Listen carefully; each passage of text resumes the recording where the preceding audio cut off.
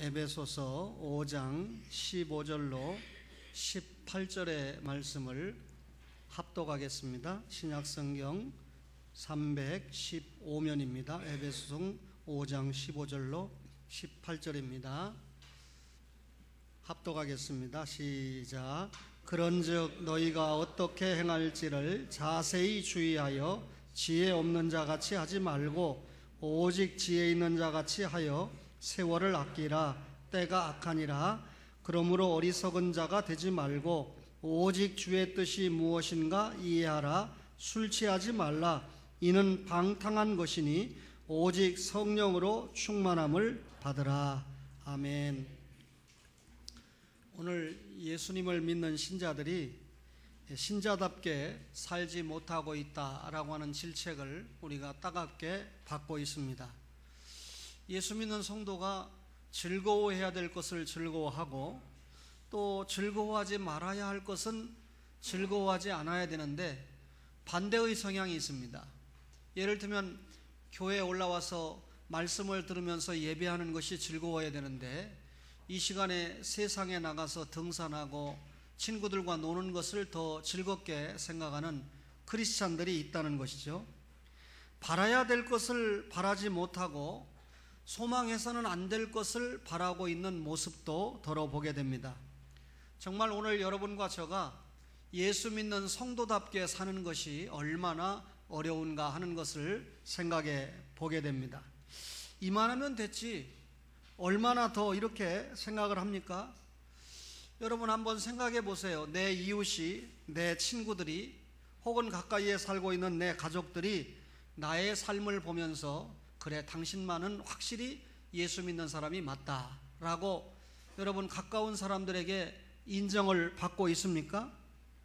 스스로 생각할 때도 언제 어떤 장소에서나 나는 예수 믿는 사람이 맞다, 나는 언제나 하나님의 자녀답게 살고 있다 당당히 밝힐 수 있습니까? 어떤 장소에 가도 나는 목사다, 나는 권사다 라고 자신 있게 밝힐 수 있습니까?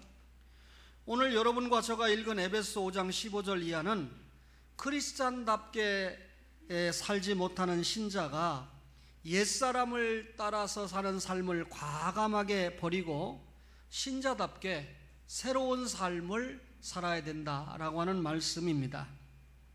새로운 삶을 살아가려면 어떻게 됩니까? 성령의 지배를 받는 삶으로 바꿔야 된다. 오늘 에베소 5장 18절에 술 취하지 말라. 이는 방탕한 것이니 오직 성령으로 충만함을 받으라 그랬습니다. 사람이 술을 취하게 되면 술이 사람을 지배하게 됩니다. 술은 중독성이 있잖아요. 그래서 늘 술에 취해 있게 됩니다. 술을 마시게 되면 굉장히 담대해진다고 합니다. 그래서 자신이 평소에 하지 않던 말이나 하지 않던 행동을 하게 된다는 것이죠. 결국 오늘 술이 취하면 무엇으로 이어진다고 말합니까? 방탕으로 이어진다. 술이 취해가지고 음주운전하면 얼마나 많은 사람들에게 피해를 줍니까? 지금 음주운전을 가장 심각하게 많이 하는 도시, 방탕한 도시가 여러분과 저가 살고 있는 인천이다. 그래서 어느 분이 저에게 음주운전 방어 무슨 위원회 목사님이 좀 자문위원이 되어 주십시오 하고, 그래서 제가 음주운전을 하는 것을 반대하는 것은 내가 틀림없으나 무슨 활동을 할 수 있는지 내가 도움이 되려는지 모르겠다 그랬습니다. 여러분 술 먹고 간음하고 술 먹고 살인사건이 일어나는 거 우리가 얼마든지 많이 보고 있잖아요. 술 취하지 말라. 이는 방탕한 것이니. 그럼 뭐에 취해야 됩니까? 성령에 취해야 되죠. 성령에 취하는 것을 오늘 본문이 뭐라 그랬습니까? 충만함을 받는 것이다 그랬는데 술이 나를 지배하는 것이 아니라 성령님께서 나를 지배하시는 상태가 되도록 하라는 거죠. 여러분 이 나 자신, 인간인 나 자신이 나를 지배하는 상태에서는 변화가 있을 수 없습니다. 나라고 하는 한계가 있잖아요. 그런데 성령님께서 임재하셔서 나를 거듭나게 하시고 지속적으로 나를 충만하게 하시면 거기에는 틀림없이 변화가 일어난다 그 말이죠. 구원받은 사람이 삶이 변화가 되려면 성령님의 역사 속에 들어가야 됩니다. 여러분, 아무것도 할 수 없는 내가 할 수 있도록 성령님께서 하실 수 있도록 오픈을 해야 되는 거죠. 자, 성령님께서 우리를 거듭나게 하십니다. 중생받게 하시죠. 거기서 끝나게 하시는 것이 아니라 새로운 삶을 살아가게 할 수 있도록 역사하신다는 거죠. 여러분, 거듭난 신자라 할지라도 성령의 충만한 역사가 없다고 그러면 새로운 삶을 살 수가 없습니다. 요즘 성도들이 성령 충만에 대해서 관심이 별로 없습니다. 그저 예수 믿으면 평안해지겠지요.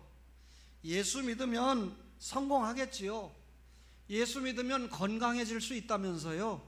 그저 예수 믿고 그저 이 땅에서 행복하게 사는 거, 스트레스 받지 않고 그렇게 생각을 합니다.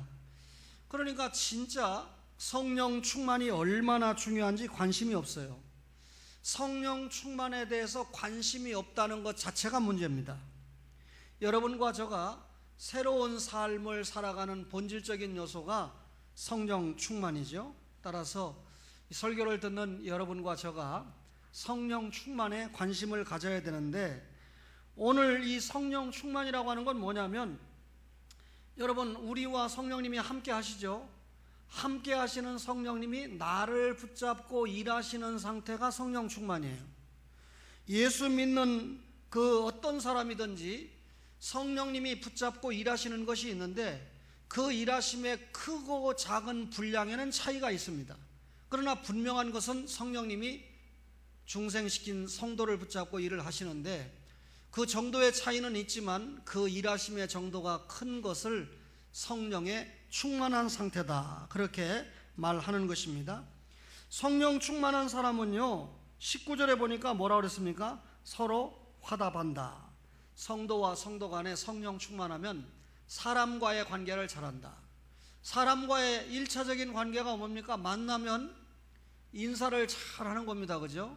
예, 목사니까 장로님이니까 인사를 받는 위치에 있는 게 아니라 오히려 목사와 장로니까 인사하는 위치에 있죠.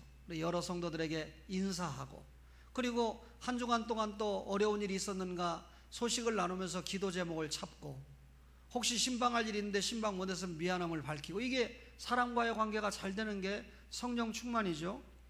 그 다음에 주님을 찬양하는 게 성령 충만입니다. 19절에 보니까 주께 노래하며 찬송하며 그랬습니다. 여러분, 주님 앞에 예배 드리고 있어요. 기도하고 있습니다. 그리고 여러분, 찬양으로 하나님께 영광 돌리잖아요. 하나님, 이런 형편과 예배의 자유를 허락하시고 찬양할 수 있는 게 너무 감사합니다. 청년들이 인도할 때 정말 열심히 함께 찬양하고, 그렇죠? 여러분, 과거에는 우리 교회가 찬양대가 살아있었지만 지금은 찬양대보다는 카리스 찬양단을 통한 인도가 뜨겁지 않습니까? 여러분, 또 찬양에 우리가 하나님의 앞에 영광을 돌릴 수 있는데, 이게 성령 충만한 사람이 가능한 일입니다. 성령 충만은 하나님께 감사하죠. 20절에 보니까 마지막에 하나님께 감사하며 그랬습니다. 여러분, 하나님께 감사하려고 그러면 환경을 초월할 수 있어야 돼요. 그리고 다른 사람하고 비교하면 감사가 안 되죠. 그렇죠? 나보다 약한 사람하고 비교를 하면 감사가 되지만, 그렇죠? 가끔 지하철을 타보면 그 사람들이 앵벌이라고 도와주지 말라고 하지만 어쨌든 이 신체의 모습을 보면 참 너무나 안타깝잖아요. 그런 사람들의 모습을 보면 나는 참 감사할 조건이 많은 사람이다. 어떤 목사님은 설교를 하고 싶어도 건강이 뒷받침 못해가지고 설교를 전혀 못한다. 아직 나는 건강하게 설교를 할 수 있기 때문에 얼마나 감사한지 모릅니다. 여러분, 하나님의 은혜와 인도에 대해서 감사하는 모습이 성령 충만한 사람의 모습이다, 그 말이죠. 뿐만 아니라 마지막에 21절 마지막에 보면 피차 복종하라. 성도와 성도 간에 성령 충만하면 피차 복종한다. 이 말이 무슨 말입니까? 서로 섬긴다, 그 말이죠. 여러분, 성령 충만 그러니까 불을 받고 어떤 이적의 역사가 일어나고 불덩어리가 떨어지고 신유가 터지고 방언의 역사가 일어나고 이것을 성령 충만이라고 그러니까 교회가 시끄럽기만 하고 일반 종교와 다름이 없고, 성령 충만은요 조용하면서도 분명하게 구원받은 나를 통해서 나타납니다. 나를 붙잡고 성령님의 일하심이 결국 그것이 변화의 기록을 만들지 않습니까?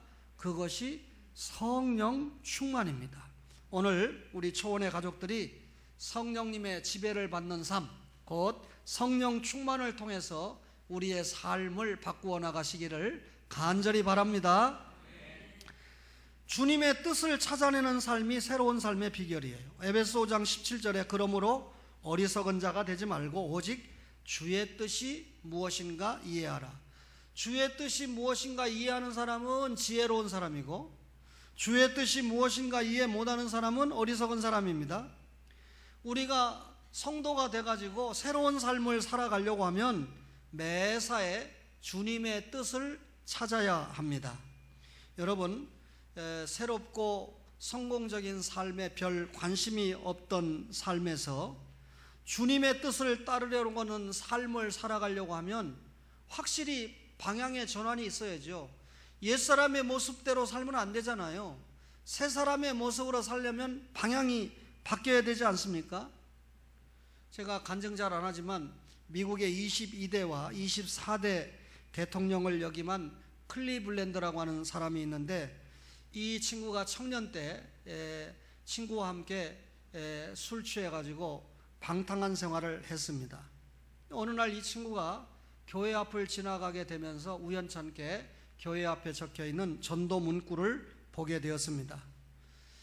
그것을 읽을까 말까 하는데 옆에 한 친구가 야 인마 뭐 그런 걸 보고 있냐, 빨리 가자 하고 퇴근을 했습니다.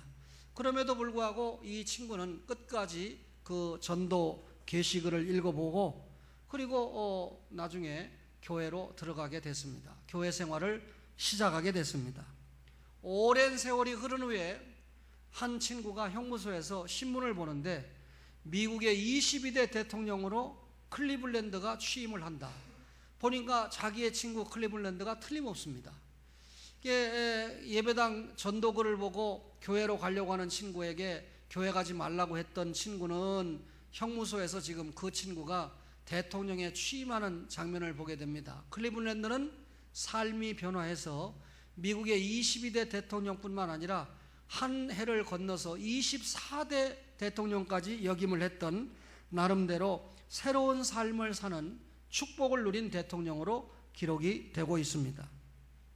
주님을 영접하고 살아온 시간은 긴데, 쉽게 말하면 예수 믿은 지 30년 되고 40년 되었는데 변화의 모습이 없습니까? 왜 나에게 변화의 모습이 없습니까? 주님의 뜻을 이해하지 못하기 때문에 그래요. 또 주님의 뜻에 대한 관심이 부족하기 때문에 당연히 이해도 떨어지겠죠. 여러분, 구약에 요셉이 있지 않습니까? 꿈을 꿨어요. 해와 달과 11벌이 자신에게 절하고 형님의 곡식단이 자기에게 절을 했습니다. 그거 간증했어요. 단순하게 이 요셉이 야 형님들의 단이 나에게 절을 했다 이렇게 간증을 하면 형님들이 기분 좋겠습니까? 요셉이 그것을 간증하는 것은 하나님의 구속 섭리의 뜻을 이해했기 때문에 간증을 한 것입니다. 그런데 이 뜻을 전혀 이해하지 못했던 형님들은, 성령 충만하지 못했던 형님들은 동생을 죽이려고 하다가 겨우 팔아먹었습니다. 그런데 요셉은 하나님의 뜻을 알고 결국 총리까지 되지요. 그렇죠? 결국은 형님들이 와서 절하잖아요. 그런데 그 총리가 되는 것이 자신의 명예나 권세를 위해서가 아니라 당신들은 한탄하지 마소서, 두려워하지 마소서, 창세기 45장 5절에 하나님이 생명을 구원하시려고 나를 당신들보다 먼저 보냈습니다. 하나님의 뜻을 이해했습니까? 못했습니까?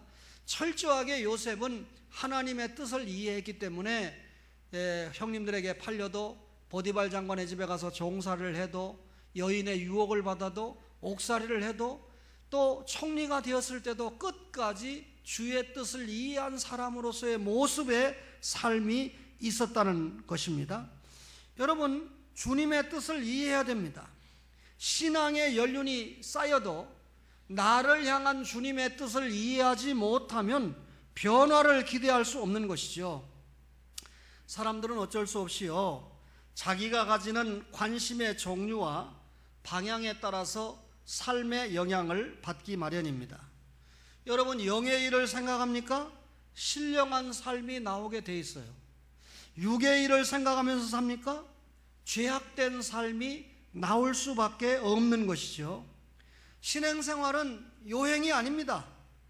주님의 뜻과 상관없이 요행으로 그냥 내 삶이, 시간이 가면 그저 성경 들고 교회 왔다 갔다 하면, 예배에 동참하면 내 삶이 변하겠지, 그렇게 생각하면 안 됩니다. 주님의 말씀은 너무나 정확하지요. 따라서 이 말씀에 관심을 가지고 주님의 뜻을 이해하면서 살아가는 것만큼 나에게 변화가 따라온다, 그 말이죠. 참으로 새로운 삶을 조금이라도 기대하고 산다면 매일매일, 또 매일 매사에 주님의 뜻이 무엇인가 생각하는 삶을 살아야 됩니다. 주님의 뜻을 따라서 결단하는 삶을 살아가야 된다, 그 말이죠. 여러분, 주님의 뜻을 이해하고 사느냐, 이해하지 못하고 사느냐에 따라서 여러 가지로 나타나요. 어느 원사님이, 목사님, 설교하실 때 내 남편은 절대 칭찬하지 마세요, 그러면 교만해집니다, 그러더라고요. 그 말이 자기를 칭찬해달라는 말인지 잘 모르겠는데, 어쨌든 오늘 우리 교회 한 장로님이 보니까 저보다 인기가 하늘을 찌르더라고요. 주일만큼은 그래도 설교하는 목사가 인기가 있어서 오늘 이 목사를 통해서 어떤 설교가 전해질까, 이런 마음 가지고 있겠지만, 장로님 인기가 올라간 이유가 주방에 출입하는 여인들이 너무 시원하다는 거예요. 과거에는 너무 더웠는데 공기가 이제 위로 올라가니까, 세상에, 저도 그렇고 지금까지 몇 년이 됐는데, 몇 해가 지났는데, 뜨거운 여름이 다 지나갔는데 그걸 몰랐을까요? 여러분, 나는 그걸 할 줄 모르지만 어쨌든 뛰어서 그거를 위로 올리니까 뜨거운 열기가 밖으로 나가니까 주방에서 일을 하시는 분들이 너무 쉽게 일을 본다. 그래서 제가 농담을 한마디 하고 나왔어요. 권사님들 60kg를 기준으로 해서 60kg 이상의 권사님들이 주방에서 일을 하면 그거 틀지 말고 좀 빼야 되니까, 60kg가 안 되는 분들은 또 지장받으면 안 되니까 그걸 좀 틀어줬으면 좋겠습니다. 제가 그렇게 이야기를 했어요. 그래서 아마 용서하세요. 다른 장로님은 그걸 할 수 있는 능력이 있는데 제 말을 참고해서 그걸 고치지 않았는가, 그런 생각을 제가 해봤어요. 웃으려고 하는 소리입니다. 여러분, 새로운 삶의 비결은 시간 사용의 내용을 바꾸어야 합니다. 에베소 5장 16절에 보니까 세월을 아끼라, 뭐라고요? 때가 악하니라 그랬습니다. 새로운 삶의 비결은 구체적으로 삶의 내용을 바꾸는 행동이 있어야 됩니다. 여러분, 우리가 삶의 패턴을 바꾼다, 삶의 내용을 바꾼다, 결국은 그게 뭡니까? 우리가 소유하고 있는, 사용하고 있는 시간 사용의 내용을 바꾼다, 그 말이죠. 여러분, 우리가 예수 믿고 구원 받았죠? 죄 용서 받았죠? 속량 받은 겁니다. 그러면 우리가 속량 받았기 때문에 우리가 사용하고 있는 시간도 속량을 받아야 됩니다. 우리가 사용하는 시간이 속량받는다는 말이 무슨 말입니까? 시간을 아끼는 거예요. 오늘 본문에도 세월을 아끼라, 뭐가 악하니라? 때가 악하니라 그랬어요. 원망하고, 여러분, 절망하고, 낭망하고, 시기하고, 질투하는 데만 시간을 사용합니까? 이런 시간을 사내야 됩니다. 그래서 날마다 거룩한 성화의 삶을 사는데, 사명을 감당하는데 우리 시간을 선용을 해야 된다, 그 말이죠. 여러분, 매일같이 놀면서 국어 40점, 수학 30점, 영어 40점을 받았습니다. 이런 친구는 어떻게 해야 되죠?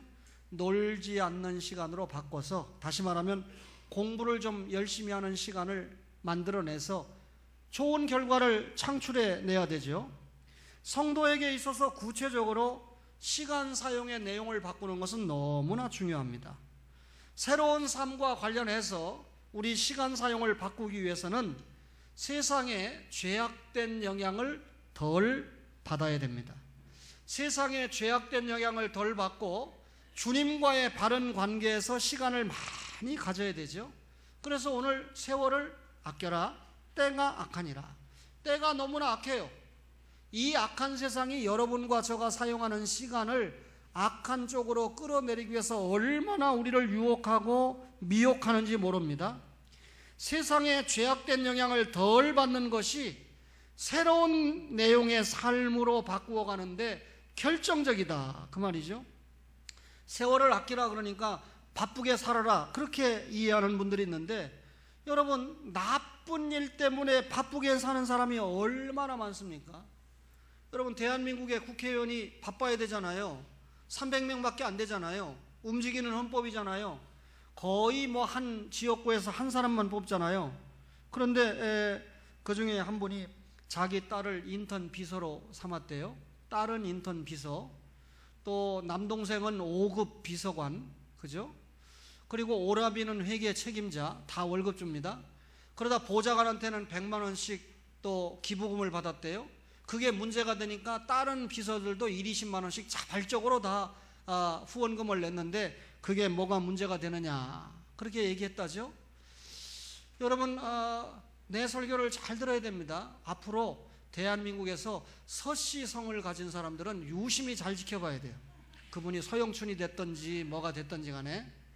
여러분, 이 대한민국의 국회의원의 수준이 이 정도니까, 우리를 대표하는 국회의원의 수준이 이 정도니까 이 나라가 앞으로 어떻게 될 것이는 정말 참담한 일일 수밖에 없습니다.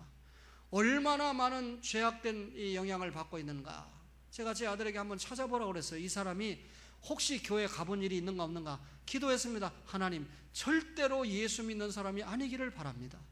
혹 이 사람이 예수 믿는 사람이라면 이런 일이 있어서도 안 되지만, 혹 예수 믿는다고 하면서 이런 일이 있었다고 그러면 또 교회가 많은 안티 기독 신자들을 양산하는 일이 되지 않겠습니까? 용서하세요. 도둑놈들이 얼마나 바쁩니까? 노름하는 사람들이 얼마나 바쁩니까? 밤잠도 자지 않고 여러분 바쁘게 살고 있잖아요. 세월을 아끼라, 이 말은 바쁘게 살아라, 그 말이 아니에요. 세월을 아끼라, 이 말은 성도가 물론 시간을 허비하면 안 되지만은 얼마나 바쁘게 사느냐 하는 문제보다는 세상에서 나에게 찾아오는 악영향을 얼마나 배제하면서 살아가는가 하는 것이 중요한 문제가 되는 것이다, 그 말입니다. 여러분, 참으로 예수 믿고 구원받았으니까 새롭게 사는 삶을 원하고 있습니까? 여러분, 그런 마음조차 없습니까? 만일 그런 소원 자체가 없다면 그 사람은 근본적으로 주님과의 관계가 바로 되어 있는지 다시 한번 생각해 봐야 합니다. 제가 어제 결혼 주례를 했는데 제 마음 가운데 우리 성훈이 결혼 주례는 새로 하고 싶은 마음이 있어요. 근데 결혼 주례할 때 너무 내가 이 분위기상 전하고 싶은 말씀 못해서, 성훈이가 지금 길을 바짝 세우고 있는데 결혼 1주년 되는 날에 나를 불러서 집에 가서 가정예배 드리면서 정식으로 내가 설교를 다시 한번 하려고 그래요. 어제 제가 설교하면서 내가 결혼한 지 32년째 되고 있다. 그런데 만약에 내 아내가 주님 앞에 먼저 간다면 할 수 없지만 그런 일이 아니고서는 절대로 헤어지는 것이라는 건 있을 수가 없다. 서로 환경이 다르고 인격이 다르니까 만나다 보면 힘들잖아요. 요즘 그런 일이 많으니까. 그래서 저는 나에 대해서 31년 동안 살면서 가장 잘 이해해주고 가장 나를 잘 섬기는 사람이 내 아내다. 앞으로 1년, 2년, 3년이 지나면서 그런 사랑을 쌓아가면서 행복한 가정을 이루어라 라고 하는 것을 잠깐 제가 이야기를 했습니다만, 어쨌든 이 새로운 출발을 하는 그런 가족들을 보면서 또 하나 가정을 살리고 나라를 살리고 주님 나라를 확장시키기 위해서 나는 그렇게 못했지만은 자녀를 주시는 대로 하나님 앞에 나올 수 있도록, 또 신랑이 경영학과 출신이고 신부가 유아교육학과 출신이니까 받은 은사를 통해서 문화적으로도 사명을 잘 감당해서 정말 먹고 사는 문제에 걱정하지 않도록 열심히 일하면서 살아라 라고 하고 싶은 설교를 제가 다 하고 왔습니다. 대구에 가니까 정말 놀랍더라고요. 제가 대구에서 지하철을 오래간만에 한번 타봤는데 그 낮에 시간인데도 부산에는 꽉꽉 차서 다니는데 텅텅 벼서 댕기더라고요. 그런데도 전철이 자주 댕겨요. 아마 대구에서 대통령이 많이 나와서 그렇게 대구는 좀 편안하게 사는 것이 아닌가 하는 생각을 제가 저 나름대로는 해봤습니다. 여러분, 오해하시지 말고요. 예수 믿는 사람들이 죄악된 세상에서 죄의 유혹을 받는 것은 자꾸 줄여야 됩니다.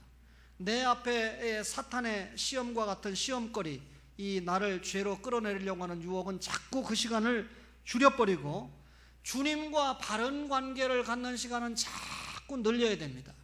하나님 앞에 가까워지는 시간을 자꾸 늘려야 된다는 거죠.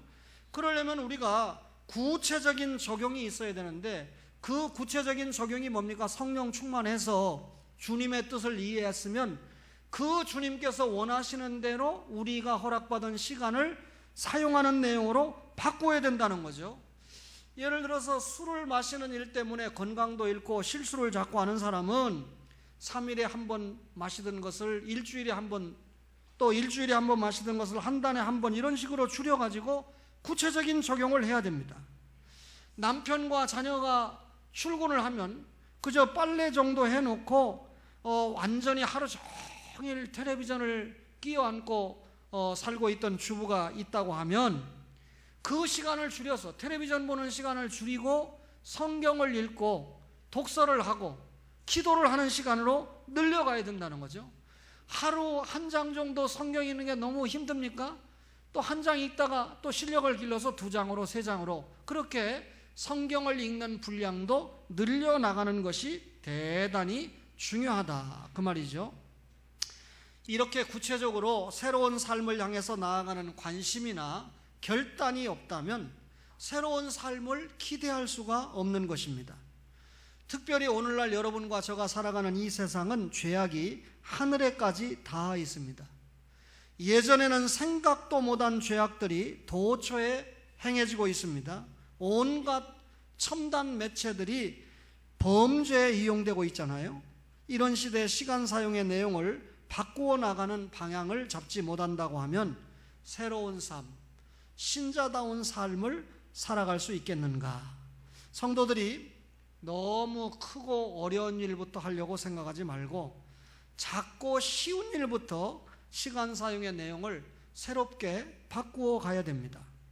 내일로 미루지 말고 이 순간부터 해야 되죠. 그저께 저는 어느 포럼에 참석을 해서 이 베이비 박스를 운영하는 그 목사님을 통해서 특강을 받았어요. 그러나 개인적으로는 참 귀한 일을 하는 분이다. 또 그 외에도 바포를 한다든지 등등 우리가 생각하기 어려운 일들을 통해서 사회 봉사도 하고 또 주님 나라를 위해서 힘쓰는 분들이 있습니다. 그런데 처음에는 생명을 귀하게 여기고 귀한 일들로 다 시작하는데 어느 정도 유명세를 타고 하면 이게 사랑의 장기기증본부도 그러고 다 변질돼 가는 모습을 보게 되죠. 그래서 여러분, 이 교계적으로 이런 중요한 일을 시작을 해서 한 분이 성공을 하면 그분이 온갖 영광을 누리기 전에 운영자와 책임자를 바꾸어 버리는 그런 제도가, 교회들이 지원을 하지만 그것을 운영하는 담당자가 완전히 100% 바뀌고 그것에 대해서 노하우를 가지고 있는 분은 실질적으로 바퍼라든지 혹은 이 베이비 박스라든지 아니면 또 이 여러 가지 기증한 사랑의 장기 기증 본부라든지 이런 것들을 자문만 해주고 자기가 경험이 있으니까, 그리고 기관들이 바뀌어야 타락하는 것을 좀 막을 수 있겠다. 그걸 보면 너무 중요하다고 생각을 하면서도 저게 예수 믿고 구원받는 일과 어떤 관계가 있지라고 하는 생각을 하면서 들었습니다. 그러니까 교회가 이 미혼모들이 갖다 아기를 버리면 그 아기를 살리는, 국가가 하지 못하는 일들을 하는 중요한 일은 감당하는데 이 일을 통해서 그 공동체가 얼마나 많은 복음을 전하고 또 이 말씀을 전할 수 있을까 하는 데에는 내가 나름대로 좀 의문을 가졌어요. 그러니까 처음에 교회가 좋은 일을 시작했는데 점점 사회운동으로 변질해가는 이런 생각을 하면서 우리 교회는 그런 일을 하지 못하니까 비판은 하지 않지만 우리는 우리가 할 수 있는 일을 계속해야 된다. 하나님의 말씀을 계속해서 가슴에 저장하고 그 말씀대로 살고, 그리고 그 말씀을 주변의 사람들에게 퍼나르는 일을, 그리고 우리가 감당하지 못하는 지역에는 다른 목사님들이 감당하니까 사랑으로 교회 또는 여러분 김재원 선교사님이나 김순호 선교사님이나 이런 분들이 우리가 감당하지 못하는 일들을 감당하니까 감당할 수 있도록 기도해주고 또 형편이 되는 대로 후원도 해주고 이런 새로운 삶을 찾는 그런 은혜가 우리에게 있어야 된다. 작은 일부터 할 수 있어야 된다. 그 말이죠. 주님께서 우리를 향한 간절한 요구, 예수 믿는 신자로서 새로운 삶을 사는 것입니다. 여러분 지금 설교를 들으면서 좋은 말씀이다, 오늘 좋은 말씀 들어서 하고 흘려 듣는다면 역시 우리에게는 변화가 기대될 수가 없습니다. 더 이상의 진보가 나타날 수 없습니다. 물론 거기에는 하나님의 은혜와 축복도 나타날 수가 없을 것입니다. 정말 여러분과 저가 성도다운 새로운 삶을 살기를 원합니까? 성령 충만을 구해야 됩니다. 성령 충만한 삶을 여러분 관심을 가지고 살아야 되죠. 하나님의 뜻을 찾아야 되죠. 그리고 구체적으로 죄악된 영향을 줄이고 여러분 주님의 뜻대로 사는 시간으로 내 시간을 채워나가야 된다, 그 말이죠. 이러한 삶을 살면서 신자다운 신자, 교회다운 교회로 세상에 우뚝 서서 하나님의 영광을 드러내야 된다, 그 말이죠. 이런 교회가 세상을 판단하고 이끌어야 됩니다. 그런데도 여러분 교회가 세상을 판단하는 것이 아니라, 교회가 세상을 변화시키는 것이 아니라 세상이 교회를 변화시키겠다고 지금 달라들고 있지 않습니까? 왜 그럴까요? 교회가 물량주의에 빠졌기 때문입니다. 교회가 외적 성장주의에 매몰돼서 세속화된 교회의 모습을 보이니까 여러분 이런 현상이 초래가 된 것입니다. 여러분 성도들이 과감하게 새로운 삶으로 전환을 해야 돼요. 성령의 지배를 받고 주님의 뜻을 찾아 나가야 됩니다. 마침내 그것이 시간 사용의 내용까지 바꾸는 것이 되지 않겠습니까? 여러분과 저가 날마다 말씀을 들으면서 하나님의 사람으로 살아가면서 우리의 삶의 패턴을 바뀌기 위해서 날마다 노력을 해야 됩니다. 그것이 성화생활이죠. 성화생활을 감당하면서 사명을 감당해야 됩니다.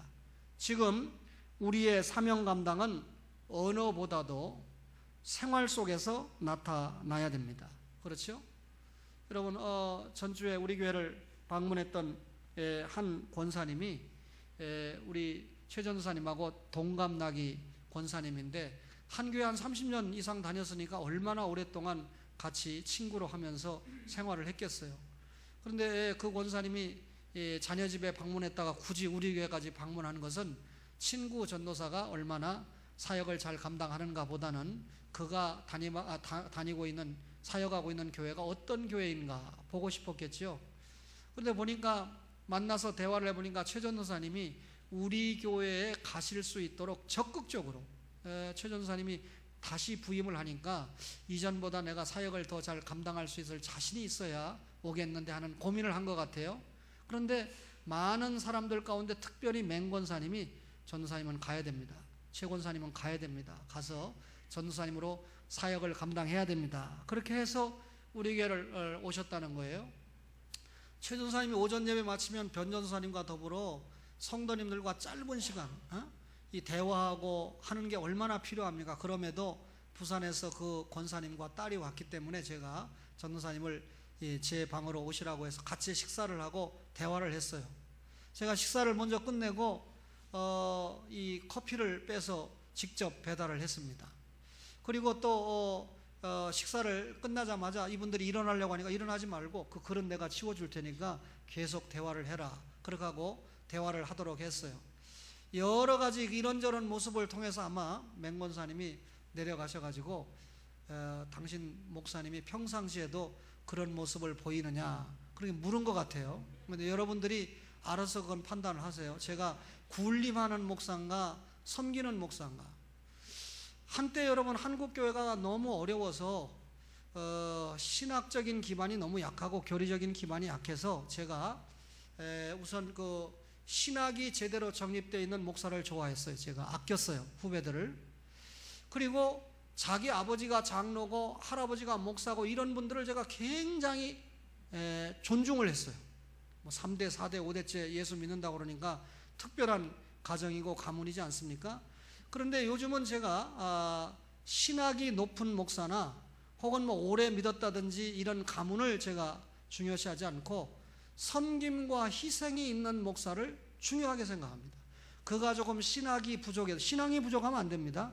신학이 좀 부족하다고 해도 섬기려고 하는 자세가 있고 희생하려고 하는 자세가 있을 때 그는 앞으로 훌륭한 목사가 될 수 있는 자질을 갖춘 사람이다.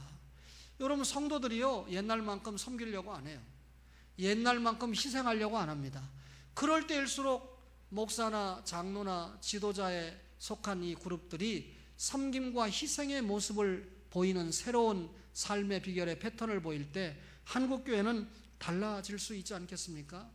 여러분, 우리 교회가 이런 말씀을 받았으니까 새로운 삶을 살아가는, 다시 말하면 성령 충만해서 하나님의 뜻을 깨닫고 때가 악하기 때문에 시간을 사용하는 데 있어서 하나님이 기뻐하시는 대로 우리의 시간을 사용하는 그런 축복의 삶으로 하나님을 기쁘시게 하는, 다시 말하면 섬김과 희생의 삶을 보이는 초원의 가족들 되시기를 간절히 바랍니다.